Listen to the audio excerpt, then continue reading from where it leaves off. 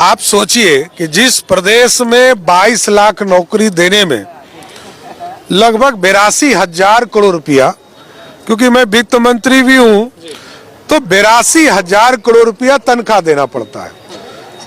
और यदि 2,70,00,000 परिवार को सरकारी नौकरी दी जाए तो यह मोटा मोटी 10 लाख करोड़ रुपया बिहार को चाहिए।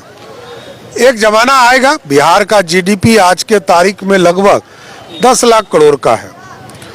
और ये बिहार उन दिनों को भी देखा है जब बिहार का बजट मात्र 6,000 करोड़ का था। आज मैंने ही बजट पेश किया और 3,17,000 करोड़ का बजट पहुंचाया है। ये बदला हुआ बिहार कोई असत्य कहकर जनता को गुमराह नहीं कर सकता है। तो आपने बीजेपी के पूर्व प्रदेश अध्यक्ष डिप्टी सीएम सम्राट चौधरी, जो कि बीजेपी का भी एक बड़ा चेहरा है, युवा चेहरा है, उनको सुना। वो कह रहे कि हम गारंटी के साथ कह रहे हैं किसी को ये पैसे लौटाने नहीं पड़ेंगे। ये 10,000 रुपये जो दिया गया है ना, इससे लौटाना नहीं पड़ेगा।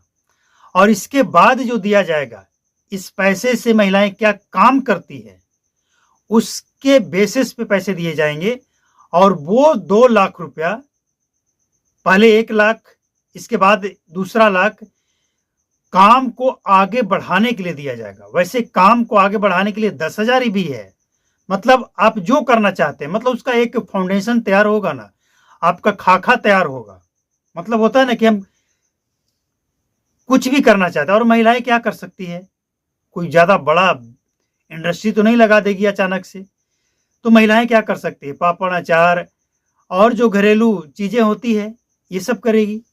अब इसके लिए 10,000 रुपया जो मिला, इससे एक काउंटर बनाए या कुछ भी करे, मुर्गी पालन, बकरी पालन, गाय पालन, जो करना है करे, मतलब स्टार्ट करे।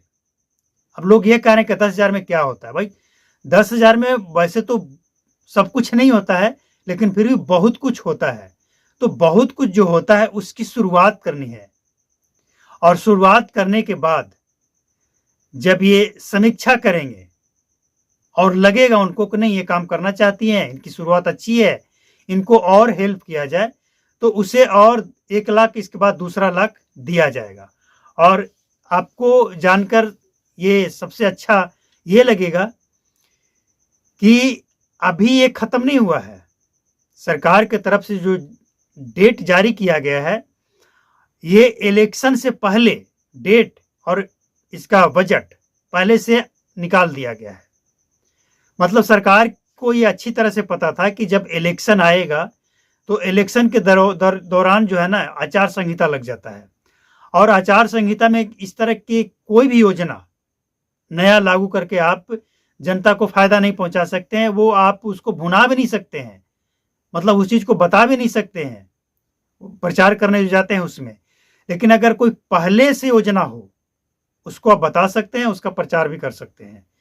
तो सरकार ने ये पहले से ही तैयारी कर लिया कि हम इतना पैसे देंगे, इतनी महिलाओं को देंगे। और उन्होंने डेट निर्धारित कर दिया। डेट के बारे में अगर आप बात करेंगे तो डेट, वोटिंग चलता रहेगा, वोटिंग का दौर चल रहा है, और वो 10,000 पैसे अकाउंट में आते रहेंगे।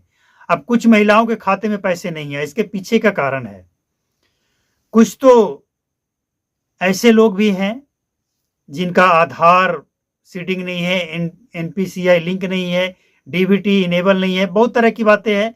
ये सब आप चेक करा लें। इसके बाद हमने ऐसा केस भी देखा है कि महिला जो जिस खाता को वो दी है, जिसका एक ही खाता है, वो पता नहीं किस रूप में लोन ले रखी है। हमने देखा है बैंक में महिलाओं को कहा जा रहा है कि आपका माइनस में 9,000 है। अब जिस महिला के अकाउंट में माइनस हो, वो अकाउंट तो ऑटोमेटिक बंद हो जाएगा। लेकिन पैसे की इनकमिंग, मतलब पैसे क्रेडिट होने का जो सिस्टम है, वो भी अगर बंद है तो पैसे आएगा भी नहीं। लेकिन एक सवाल ये उठता है कि अगर किसी का बैलेंस माइनस में है और अकाउंट में क्रेडिट करने का सिस्टम बंद है, तो पैसे डालेगी कैसे? मतलब ये तो खुद ही रास्ता बंद कर दिया है ना बैंक वालों ने। ये तो ओपन रहना चाहिए। तो ऐसे लोग भी हैं जिनके बारे में कहा जा रहा है कि अकाउंट माइनस में है तो आपका पैसा आएगा ही नहीं। आप पहले पुराना कर्जा चुकता कीजिए और चुकता करने के बाद आपका पैसा आएगा। तो कई सारे ऐसे सामने केस आए हैं जिससे ये पता लगता है कि कुछ गलती महिलाओं के अकाउंट, आधार, मोबाइल नंबर, नाम, कुछ न कुछ मिस्टेक है। तो इन सब को सुधारने की जरूरत है। और सबसे अच्छी बात यह है कि इस पैसे को लौटाना नहीं है तो बल्ले बल्ले।